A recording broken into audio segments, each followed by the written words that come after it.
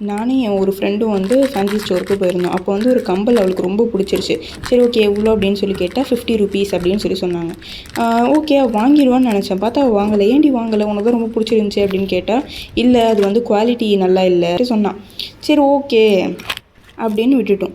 அம்மா கொஞ்ச நாள் கழித்து மாலுக்கு போயிருந்தோம். அப்போயும் அதே கம்பல் தான் அங்கேயும் வச்சுருந்தாங்க. சரி ஓகே ரேட்டு சும்மா பார்ப்போம் அப்படின்னு பார்த்தா 150 ருபீஸ். நான் அப்படியே ஷாக் ஆகிட்டேன். என்னடா இது இவ்வளோ ரேட்டு, 100 ரூபா அப்படி அதிகமாக இருக்குது அப்படின்ட்டு. பார்த்தா அது அவள் வாங்கிட்டா.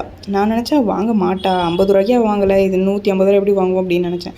பார்த்தா வாங்கிட்டா. ஏன்டி வாங்கினேன் அப்படின்னு சொல்லி கேட்டால், இல்லை இங்கே குவாலிட்டி நல்லா இருக்குது அப்படின்னு சொல்லிட்டு.